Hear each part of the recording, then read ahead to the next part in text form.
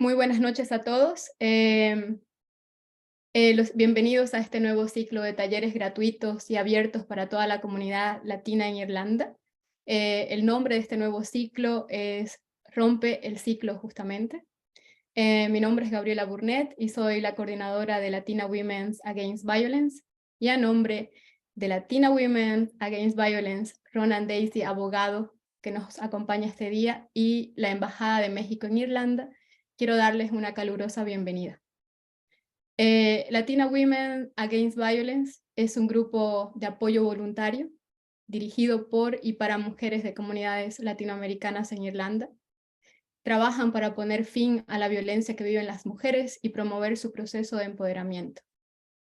Ronan Daisy es abogado y cursa actualmente un máster en investigación en la Leeds Beckett University en Inglaterra, si estoy bien, centrado en el tema de control coercitivo.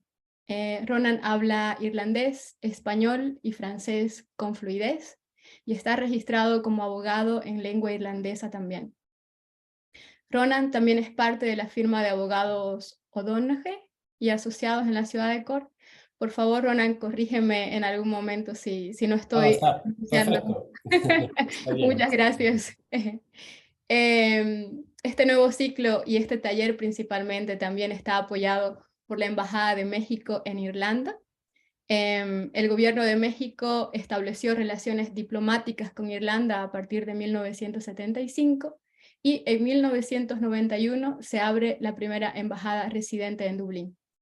La actual embajadora es la señora Carolina Zaragoza Flores, y esta noche contamos con la presencia de Tomás Olvera López, que es encargado de la sección consular, a quien le voy a dar la palabra por 5 minutos, ya que nos ha pedido un espacio para poder hablar de algo muy importante. Adelante, Tomás.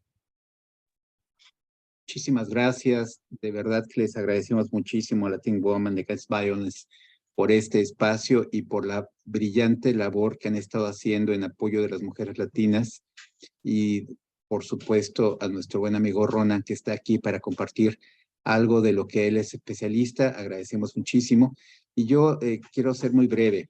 Primero, nuevamente agradecer a este grupo que está apoyando decididamente a las mujeres latinas, porque sí nos hemos dado cuenta de que es necesario poder tener estos espacios y esta comunidad, sobre todo entre mujeres. Es mucho más fácil tener la confianza. En la embajada nosotros tenemos un sistema de protección consular, por el cual todas las mujeres mexicanas pueden acudir, sea cual fuera el tema que requieran. Les apoyamos, les orientamos. Hay una serie de protocolos consulares de apoyo para, en particular, el tema que estamos hablando hoy, de casos de violencia. Y yo nada más quiero compartirles un pequeño instrumento, una herramienta que se ha desarrollado el gobierno mexicano y el Instituto Politécnico Nacional, que es una de las instituciones educativas más importantes en México, que se llama Violentómetro. Es un instrumento muy simple que pueden consultar en nuestra página web. Ay, no sé si se alcanza a ver. Es como si fuera un termómetro, en donde ustedes pueden encontrar cómo pueden ir evolucionando las relaciones antes de convertirse violentas, en donde pueden ver que si una relación, no necesariamente entre pareja, puede ser entre roomies, puede ser entre compañeros de trabajo, puede ser inclusive entre familiares, empieza a lo mejor con bromas hirientes, con celos, con aplicar lo que conocemos en México, la ley del hielo. Y esta relación con estos indicadores son como alertas tempranas de que este proceso puede ir evolucionando a situaciones más graves, de golpes, de encierro, de celo mucho más grave, hasta situaciones muy, muy violentas. Entonces, les invitamos a que revisen este instrumento que es el violentómetro, y si la asociación me lo permite, en algún otro momento me gustaría que pudiéramos tener una sesión en particular sobre este tema y sobre los apoyos que ofrece la Embajada Mexicana para todas las mujeres que están, por desgracia, en esta situación. Muchísimas gracias por el tiempo. Por supuesto. Muchísimas gracias, Tomás. Muchas gracias por eso. Y sí, y nos comprometemos y te comprometemos desde ya para un taller explícitamente, en el que podamos hablar explícitamente sobre el violentómetro. Sabemos que es una herramienta bastante útil. La hemos promocionado en algún momento en nuestro grupo también. y nos gustaría compartir a profundidad su uso y sus beneficios. Muchas gracias. Sí, con todo gusto. Gracias a ustedes. Entonces, para continuar, como les decía, en esta oportunidad queremos crear un espacio en el que podamos intercambiar conocimientos, experiencias y compartir ideas. En el taller de hoy, Control coercitivo en una relación y su clasificación legal en Irlanda, nuestra misión es informar y concientizar sobre la existencia de este tipo específico de abuso, para muchos aún invisible. Considerado como delito por la ley irlandesa desde el año 2019, con la entrada en vigor del Domestic Violence Act 2018. ¿Qué esperamos? Esperamos que en un futuro podamos ir construyendo una red o una comunidad de mujeres latinoamericanas viviendo en Irlanda que esté informada sobre sus derechos y que conozca los recursos que están disponibles. Este nuevo ciclo de talleres está facilitado por Latina Women Against Violence y también por personas como Ronan, que tienen experiencia y experticia en diferentes temáticas, como las que se tocarán hoy y como las que tocaremos en el transcurso de las siguientes semanas durante nuestro ciclo de talleres. Todas estas personas, nuestras y nuestros facilitadores, nos están dando un apoyo totalmente voluntario, por lo que este ciclo de talleres tiene un carácter gratuito. Y como les adelantaba, la temática de este primer taller, que es control coercitivo en una relación y su clasificación legal en Irlanda, hablaremos y exploraremos diferentes estrategias y herramientas para ayudar a identificar posibles víctimas de este tipo de violencia y proporcionar recursos disponibles para abordar este problema. Podremos quizás responder también a preguntas como ¿qué es el control coercitivo? ¿Cómo se manifiesta o cuáles son sus señales? ¿Y cuál es la legislación en Irlanda? Y además, ¿cuál es la situación de las mujeres migrantes, por ejemplo, ante este tipo de abuso? Ronan, bienvenido. El taller es todo tuyo. Vamos a estar nosotros en los controles y todas las preguntas que quieran hacer, como les mencionaba en un inicio, pueden hacerlas al final del taller o pueden dejarlas escritas en el chat. ¿Okay? Vamos a grabar esta primera parte inicialmente. Muchísimas gracias. Bienvenido, Ronan.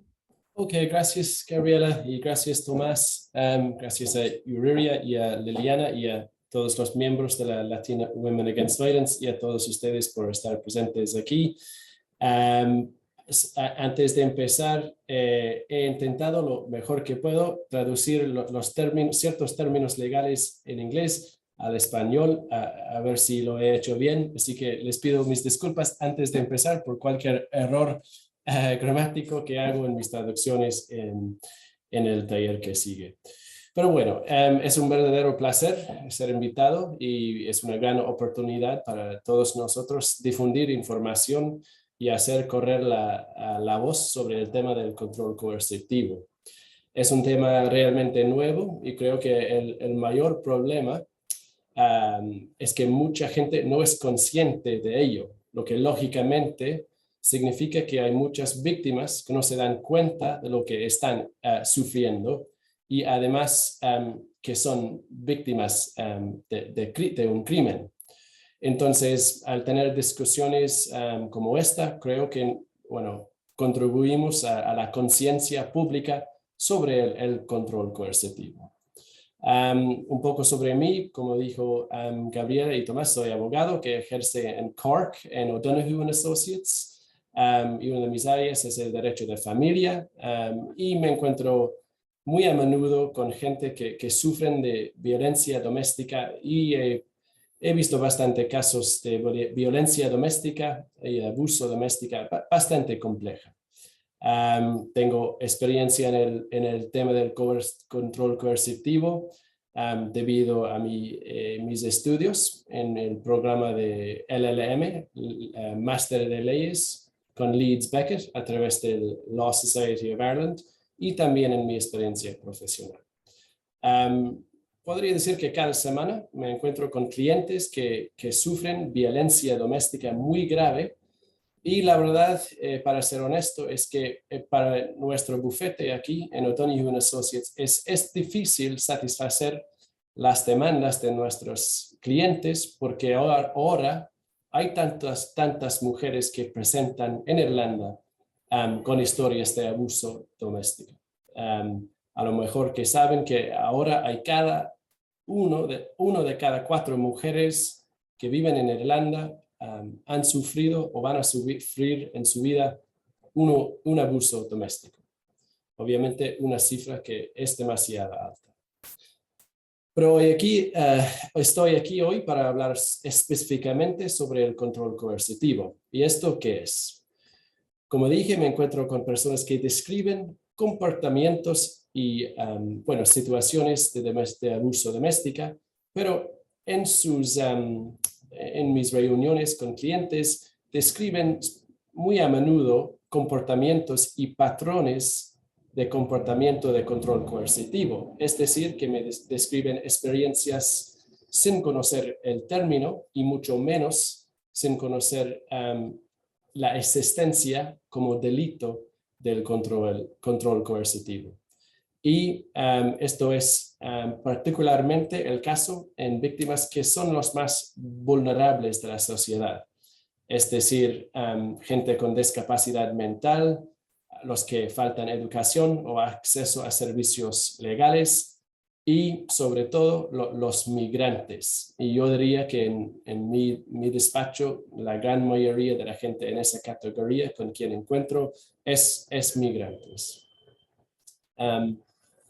Pero bueno, el control coercitivo se puede describir como una forma de abuso doméstico caracterizada por el abuso emocional, psicológico y verbal y el y el control de un cónyuge doméstico sobre otro. Es una forma de abuso doméstico, aunque lo importante es que no se caracteriza por la violencia física. En la práctica, el control coercitivo se caracteriza por un conjunto de conductas de un perpetrador quien tendrá un perfil psicológico particular y se manifiesta en un patrón de conducta en la víctima, quien también tendrá un perfil psicológico particular. Los sobrevivientes del control coercitivo a menudo describen el cortejo o el principio de la relación como breve e intenso. Víctima y victimario se volverán inseparables en un brevísimo espacio de tiempo en el que la víctima se animará a compartir los detalles más íntimos de su vida personal. Por separado, el agresor llevará a cabo lo que se conoce como bombardeo de amor o love bombing, en el término académico, love bombing, donde realizan lo que la víctima percibe como gestos románticos muy agradables. Además, muy a menudo, si la propia víctima es vulnerable, esto no parecerá anormal en absoluto. De hecho, pensarán que es genial, que hay un hombre o hay una pareja que le trata así bien. Durante el noviazgo, la víctima cede el acceso a su hogar, a su familia y a sus secretos más íntimos. Y lo que vemos es que pronto llegará la comprensión por parte de la víctima de que el noviazgo no fue normal. Reconocerán que de hecho fueron preparados o víctimas de grooming. La verdad que no sé cómo se dice el grooming en español, pero me imagino que es bien entendido el grooming, la preparación emocional de una víctima. Y para muchas víctimas esto es un momento, transformador. Aunque no podemos generalizar los casos ante los tribunales y la investigación académica que hay sobre el control coercitivo, nos da el perfil de un controlador coercitivo como alguien resentido, vengativo, que no le gusta que se le desafíe a su autoridad. Y como dice el autor Jane Monckton Smith, que ha escrito mucho sobre ese tema, son las personas que dicen que nadie me hable así. ¿Okay? Así que si podemos intentar crear una forma o un modelo de lo que es un controlador coercitivo, este es su perfil. Pues abundan muchas definiciones de lo que es el control coercitivo. Sin embargo, la organización caritativa Women's Aid, que cumple con un muy buen servicio, nos ha dado una serie de patrones de comportamiento que estarán presentes en una relación de control coercitivo. Y los voy a leer si me permiten. 1. El aislamiento de la víctima de amigos y familiares. 2. La privación de las necesidades básicas de la vida diaria, como alimentos, electricidad y calefacción.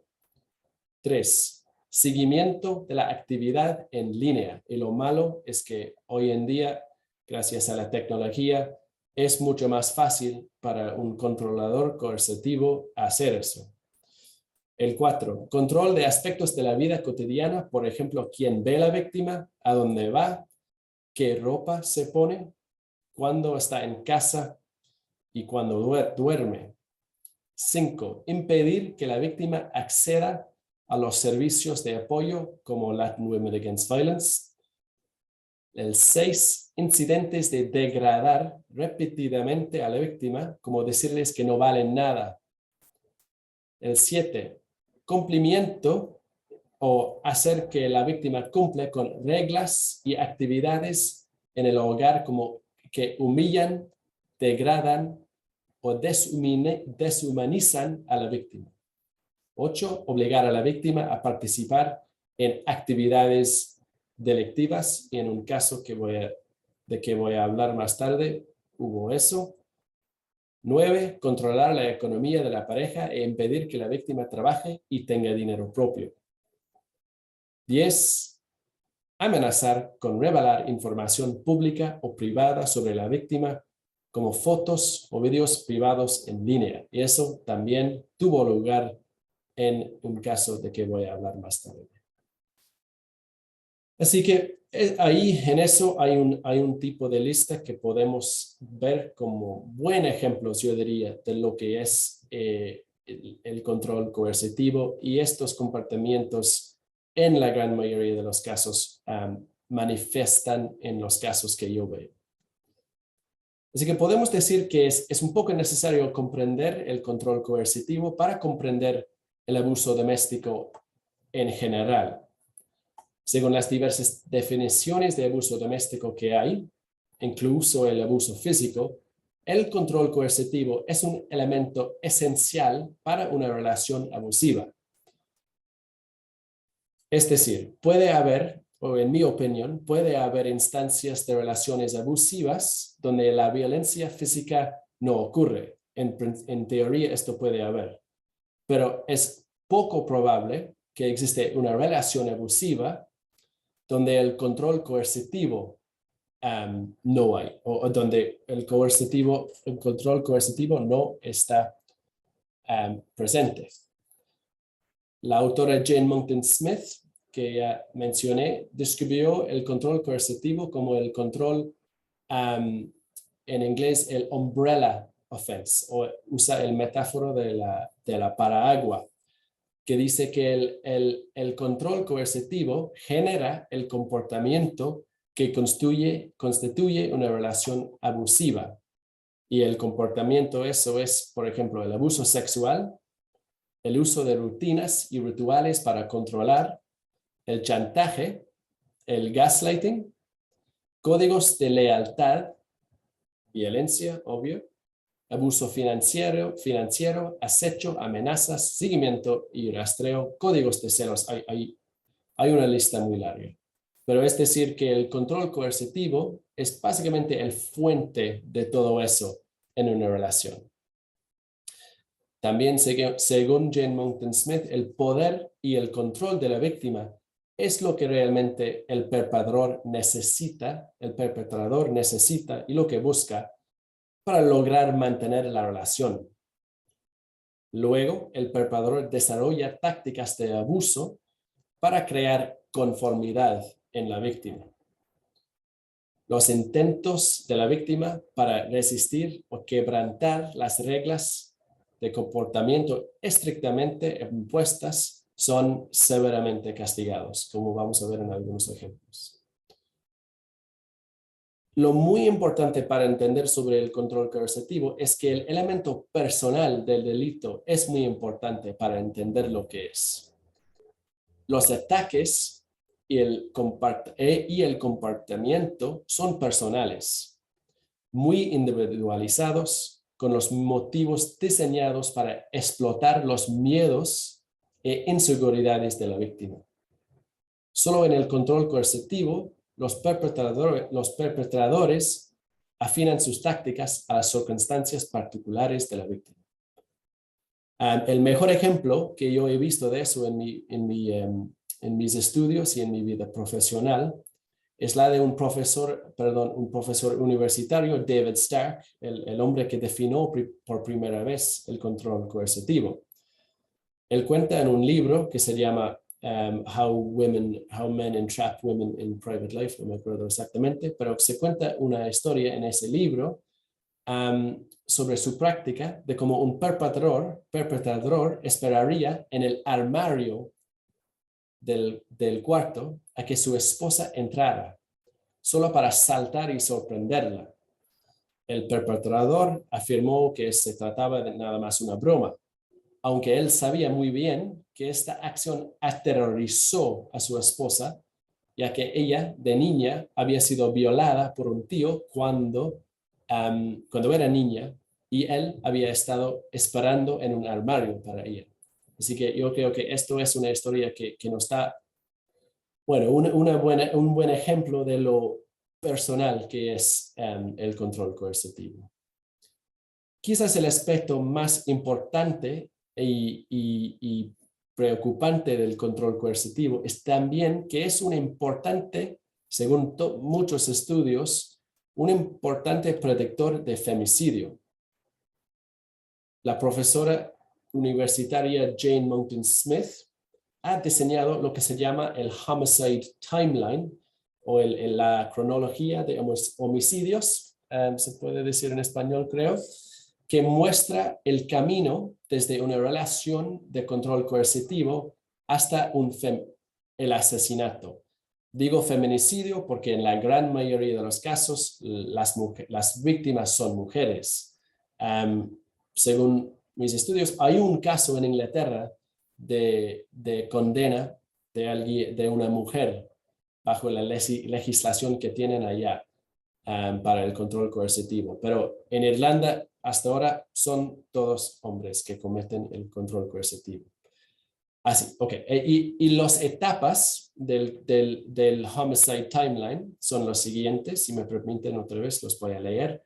Etapa 1, la historia de control o acecho, es decir, un hombre, o sea, una pareja en que el hombre en una relación anterior tiene una historia de acecho o de acoso o de control coercitivo o algo así en su historia. Etapa 2, el torbellino del compromiso. Etapa 3, la dominación por el control. Etapa 4, un evento para desafiar el control. Etapa 5, escalar el control o el advenimiento del acecho. Etapa 6, un cambio un cambio de enfoque, es decir, un cambio de actitud del hombre. Etapa 7, planificación de un homicidio. Y etapa 8, el homicidio o el femicidio. En términos de ley, okay, he hablado bastante sobre lo que es según un punto de vista de la vida real, pero en términos de ley y la ley irlandesa, el control coercitivo no está definido en la legislación de la gran mayoría de los países del mundo, desafortunadamente.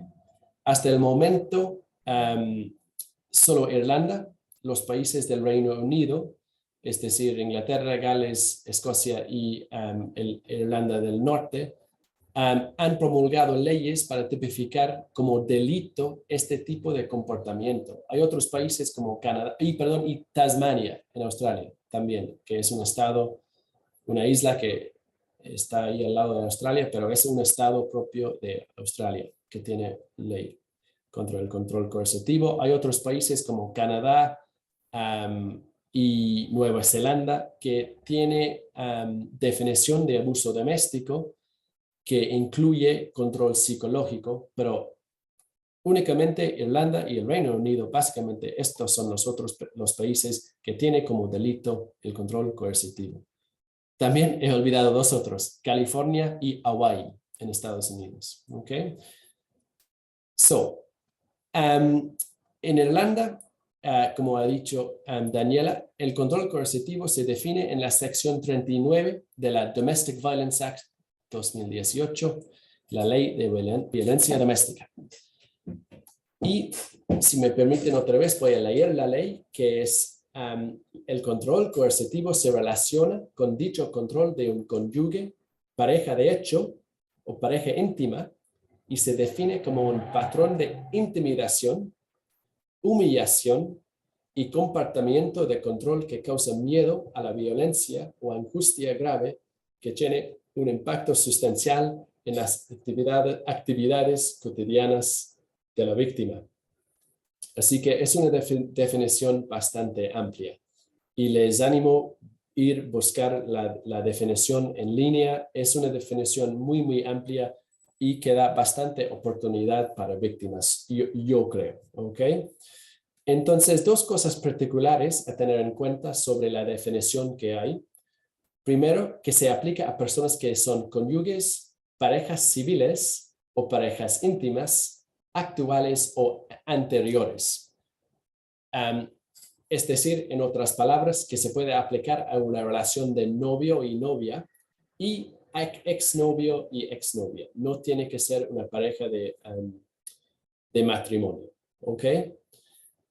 En segundo lugar, lo importante es que una persona condenada en los tribunales penales irlandeses bajo la sección 39 puede ser sentenciada a una pena de prisión de hasta 5 años. Así que se puede decir que es una ley con, como decimos en inglés, it's a law with teeth, que tiene dientes, básicamente que es una ley que tiene fuerza real detrás, digamos.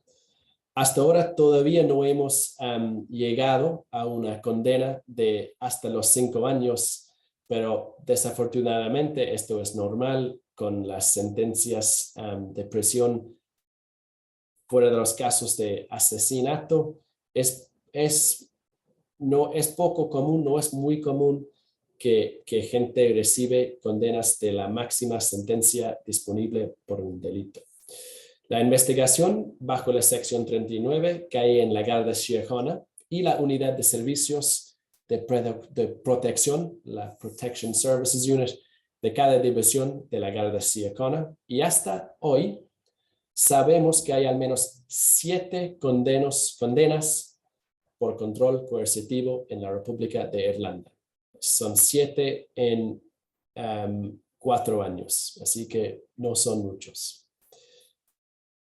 Podemos también ver un poco la historia del control coercitivo en Irlanda, porque al principio, cuando estaban creando el Domestic Violence Act 2018, hubo cierta resistencia por parte de las personas que dijeron que los delitos penales existentes contra el acoso, por ejemplo, eran suficientes para proteger a las víctimas. Sin embargo, políticos como Ivana Bacik, no sé si conocen a quién es, pero es, para los que no la conocen, es actual líder del Partido Laborista, del Labour Party.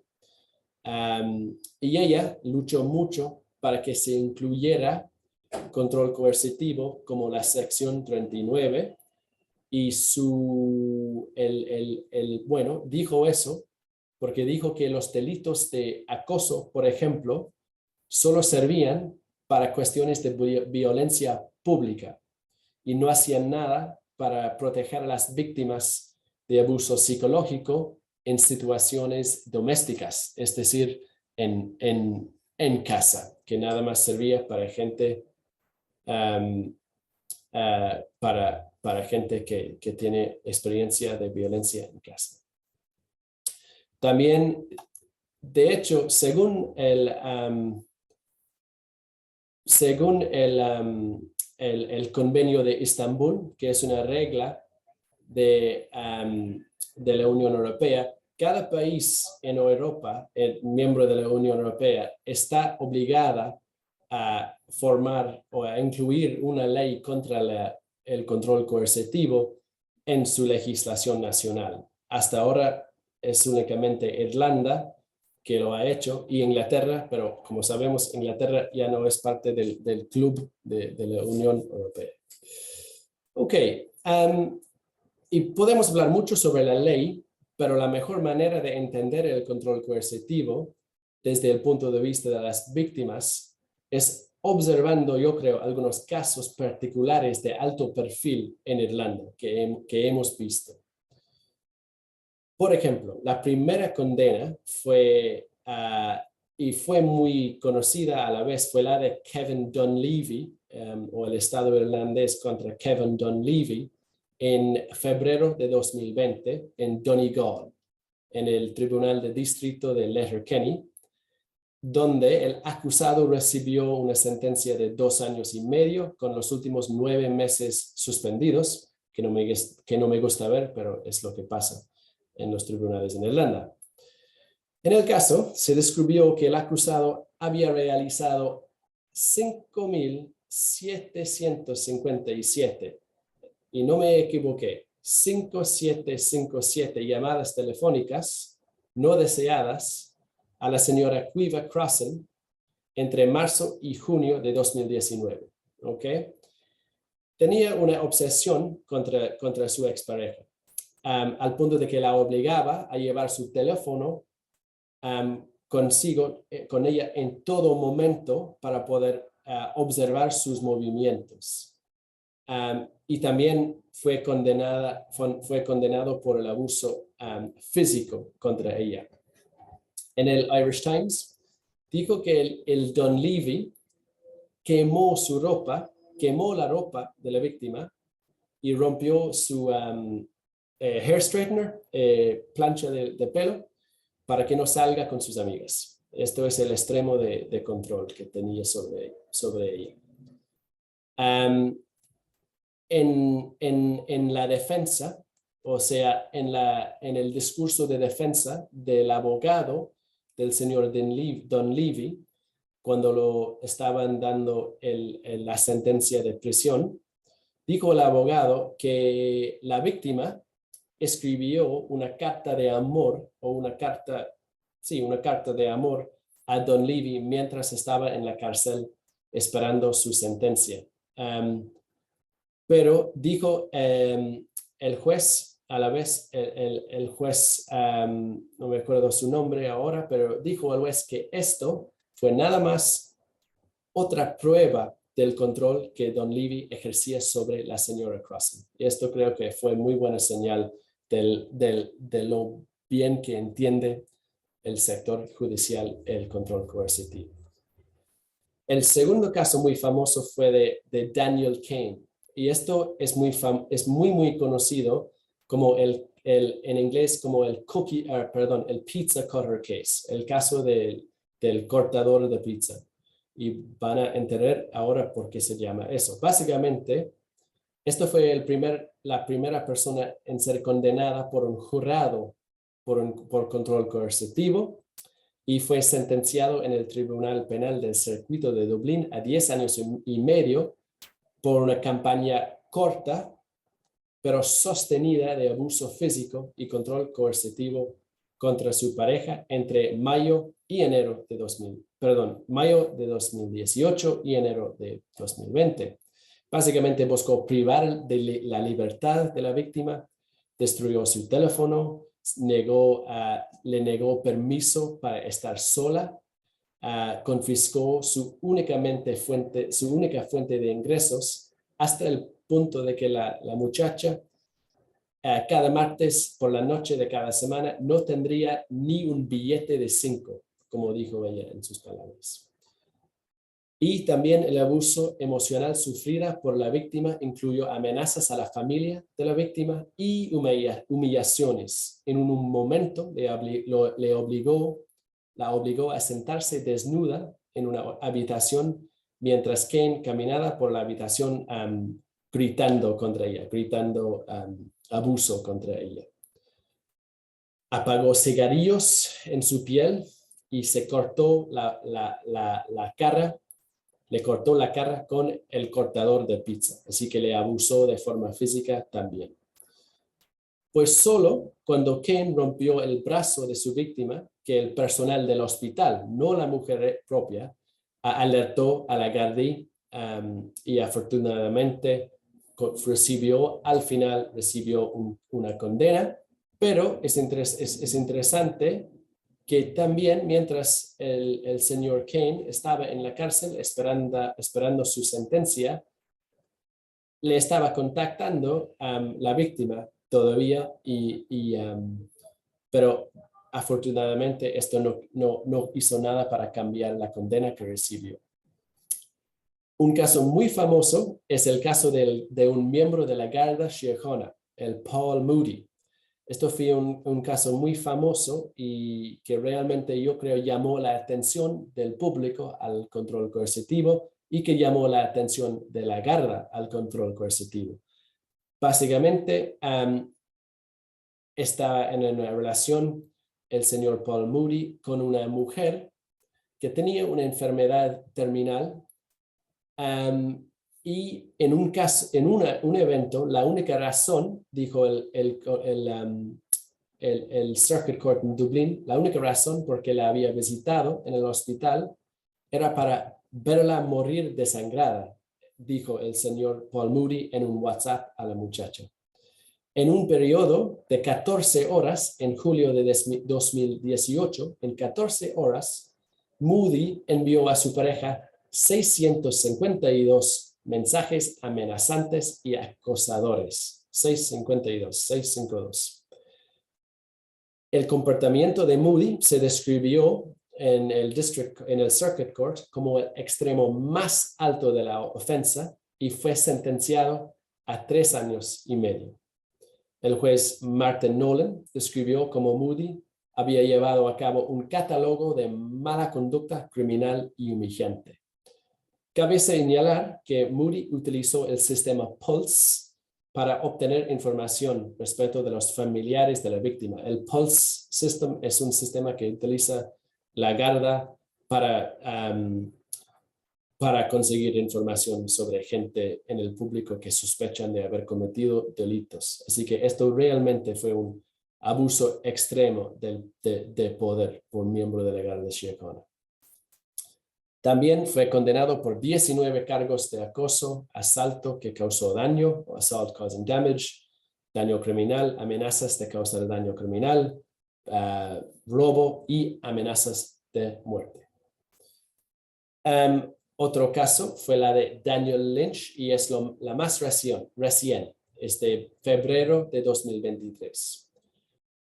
Fue condenado a 3 años por control coercitivo en Dublín, en el Circuit Court en Dublín, y el delito de control coercitivo tuvo lugar entre el 19 de septiembre de 2020 y el 15 de enero de 2022, y esto fue caso de una mujer también muy vulnerable que estaba embarazada, también tenía adicción a drogas y hablamos de una persona muy vulnerable. La víctima describió cómo se acostumbró a que Lynch la abofeteara, le tirara del pelo y la pateara. Y al final lo agarraron por el crimen de control coercitivo cuando vieron los mensajes de WhatsApp que escribió Daniel Lynch contra la víctima, diciendo cosas como: en la primera oportunidad que tenga, cuando te vea, te mataré, te voy a matar, a la primera oportunidad te voy a dejar en un agujero. Y en un momento también le dijo: La víctima describió como Lynch le dijo que le sacaría el bebé a patadas de la panza porque a la vez estaba embarazada. Otro caso es la de Dean Ward, que fue condenado en julio de 2022 a 17 años por una combinación de delitos, incluso el control coercitivo, pero también incluso la violación y ataque físico. El Dean Ward cometió sus delitos en una relación que nada más duró 6 semanas. Muy corta. Así que esto cabe en la descripción o la definición de Jane Monckton Smith de control coercitivo como experiencias muy intensas de relaciones muy breves a veces. Pero en muy poco tiempo, Dean Ward tomó el control total de la víctima, de la vida de su víctima, incluso acceso a amigos y familiares, su online banking, y le quitó el dispositivo anticonceptivo. Y el juez impuso un término de 4 años por control coercitivo, y esto es la condena, la sentencia de prisión más larga que tenemos hasta hoy por el control coercitivo.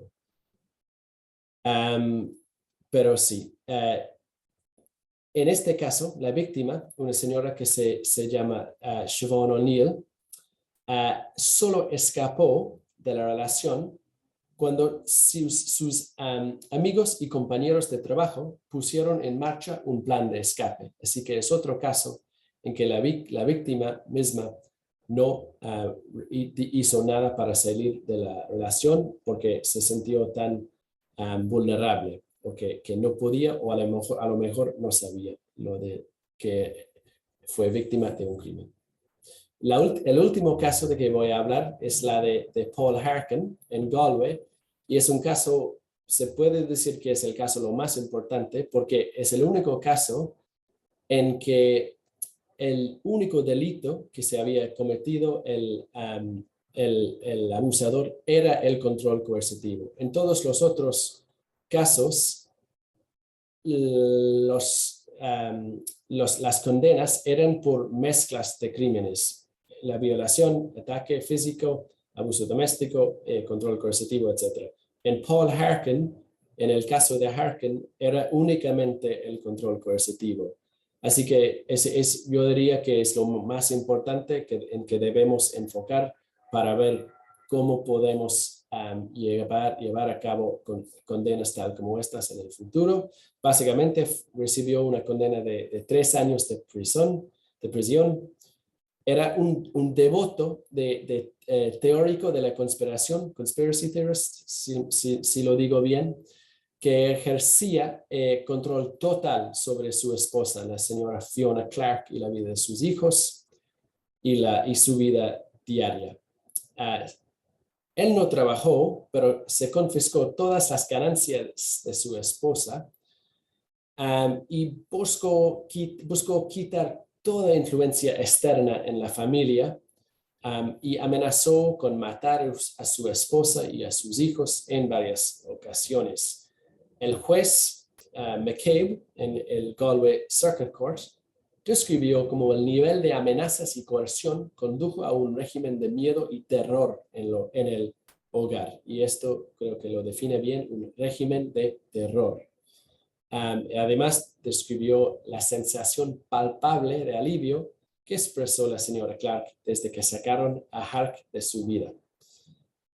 Y como dije, debemos de ver a ese caso en el futuro como ejemplo que debemos estudiar para poder sacar más condenas para casos en que únicamente hay control coercitivo y no hay violencia física. Ok, entonces vamos a mover al tema de lo que se puede hacer si tú te encuentras como víctima. Lo más importante que debes saber si tú o alguien que conoces es víctima de control coercitivo es que tienes muchas opciones, ¿ok? Ahora sobre todo gracias a la nueva ley. En primer lugar, puedes ponerse en contacto con cualquiera de las muchas organizaciones caritativas dedicadas a ayudar a las mujeres víctimas de control coercitivo, como Latina Women Against Violence, que cumple con un servicio fantástico para víctimas. Y creo que gran parte de la ayuda que pueden brindarle no es solo para las víctimas de control coercitivo, sino también para víctimas de violencia doméstica en general. Así que muchas gracias a ellos por el servicio que ofrecen. En segundo lugar, en la mayoría de los grandes centros de población en Irlanda, hay centros donde las mujeres víctimas pueden ir con sus hijos para un alojamiento temporal. En Cork, por ejemplo, aquí tenemos Edel House, que da un servicio fantástico y hace un muy buen trabajo. Y el valor de lugares como Edel House es que para muchas mujeres, aunque pueden, por ejemplo, comprender su situación, su preocupación inmediata podría ser dónde pasar la noche y dónde llevar a sus hijos si su esposo o novio o exnovio o esposo abusa de ellas. Edel House, por ejemplo, puede ofrecer alojamiento a esas mujeres aquí en Cork. Y hablo de Edel House porque conozco mejor Cork, pero conozco muchos otros centros en Irlanda que ofrecen el mismo servicio y quizás las Latina Women Against Violence conocerán mejor qué hay en otras partes de Irlanda, pero seguro que hay en cada gran centro de población en Irlanda.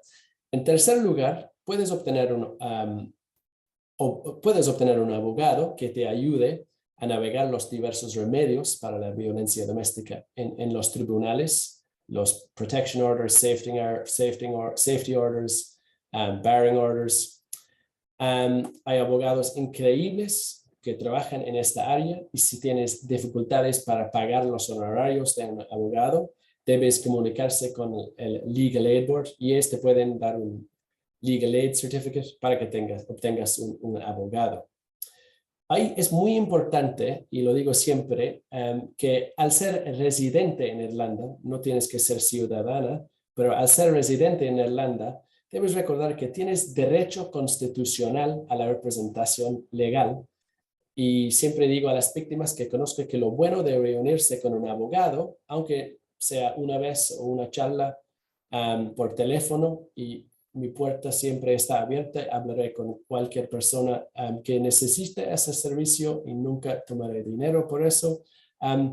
Lo bueno es que estás mejor armada para enfrentar tu situación. Y lo más importante es que un abogado también puede aclararte el mejor camino para seguir.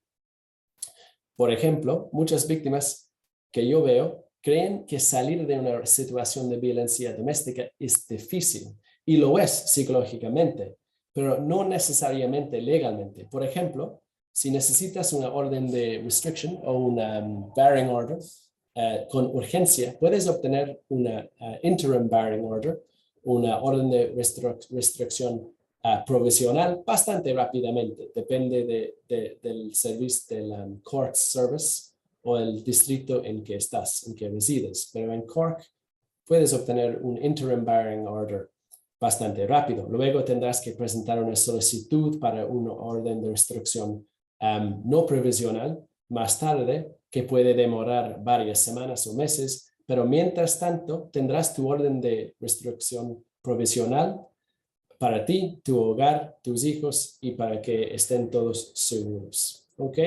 Otra cosa que debería ser que muchos clientes míos me dicen y no saben hasta que nos encontramos, es que incluso si el esposo es dueño de la propiedad en que resides y tú como esposa no, si una propiedad se clasifica como hogar familiar, como family home, con niños viviendo en ella, la esposa y el niño acumularán muchos derechos de residencia en la casa.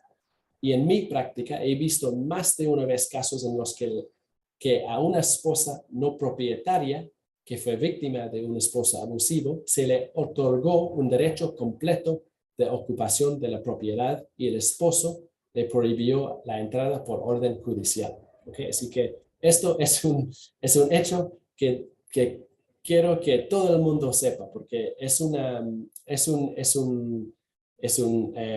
life hack, ¿okay? O sea, es un hack legal muy, muy importante. ¿Okay? Finalmente, una preocupación legal que siempre surge en mis clínicas y que realmente me molesta es cuando los clientes dicen que sus esposos o parejas los amenazan con denunciarlas al Departamento de Justicia para que revoquen su permiso, su visado. Las víctimas de violencia doméstica deben comprender que no deben temer de ninguna manera este tipo de amenaza, en mi opinión. El Departamento de Justicia no es muy eficiente, es verdad, pero no es cruel, tampoco es cruel, yo digo. Si tienes una visa de cónyuge, de visa de pareja de hecho, o cualquier permiso basado en tu familia, si tus circunstancias cambian, no significa que serás deportada. Sí, debes informar al Departamento de Justicia que tus circunstancias han cambiado y no debes mentir que tu relación continúa. Esto es verdad, pero te prometo que si pierdes tu permiso por causas fuera de tu control y si eres víctima de violencia doméstica, el Departamento de Justicia tendrá eso en cuenta en una decisión para darte otro Stamp 1 o Stamp 4 temporal o lo que sea, ¿ok? Llámame y podemos hablar de eso, porque siempre te juro que hay una relación para eso, ¿ok? Lo importante es que no crees en cualquier amenaza que quiere decir que recibes como esto. Mi esposa es extranjera en este país, así que por lo que esto es un tema que me preocupa mucho cuando escucho esos tipos de amenaza. Así que no lo puedo repetir suficientemente. Hay que recordar eso, ¿ok? Ok, perdón por el desvío. Y volvamos a qué hacer si te encuentras en una situación de violencia doméstica. Y lo más importante es ir a la Garda Síochána, irte a la Garda Síochána. Simplemente decir que crees que eres víctima de un control coercitivo. Y yo soy muy fan de la Gardi, ¿okay? Creo que son muy proactivos en la persecución de este delito y es impresionante lo que han hecho porque es un delito un poco abstracto, si uso la palabra bien, es decir, que no tiene marcas físicas, así que realmente tiene que tener poder de percepción muy bueno el oficial individual. Así que es impresionante lo proactivo que es la Garda Síochána. Y lo que me dicen es que ha habido una gran campaña de educación dentro de la Garda para educar a sus oficiales sobre el control coercitivo. Así que te prometo que si denuncias un delito bajo la sección 39, la Gardi te tomará en serio. No te garantizo que tendrás éxito en tu queja, porque obviamente la Garda tiene que investigar, pero seguro si haces una queja bajo la sección 39, la Garda te tomará en serio. Y de hecho, después del caso del Garda Moody que mencioné antes, debes recordar las palabras del comisionado de la Garda, Drew Harris, es el oficial de Garda más alto, el rango de Garda más alto en el país, el comisionado, pronunció un discurso en las escaleras del Tribunal Penal del Circuito de Dublín y dijo las ahora famosas palabras a las víctimas del control coercitivo: "You will be believed". Usted será creído. No sé si lo he traducido bien.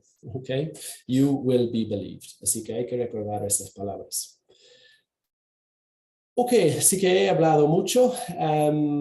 Voy a guiar la conversación hacia una conclusión, si está bien. He hablado durante mucho tiempo y intentaré concluir con una mezcla de buenas buenas noticias y cosas que recordar para el futuro, no malas noticias. La buena noticia es que según el OECD, la OCDE en español, en 2023, la OCDE otorga a Irlanda la puntuación más alta de la Unión Europea en cuanto a actitudes societales hacia la violencia contra las mujeres, la prevalencia de la violencia en la vida de las mujeres y leyes sobre violencia doméstica. Y esto es una gran fuente de orgullo para mí personalmente como abogado irlandés. Además, sabemos por los 7 casos informados que la Garda Síochána es muy activa en la investigación de casos de control coercitivo, lo que sugiere que los miembros de la policía irlandesa comprenden muy bien lo que constituye una relación de control coercitivo y cómo detectar sus signos. Si bien no terminaré con malas noticias, creo que hay muchas formas en las que podemos mejorar.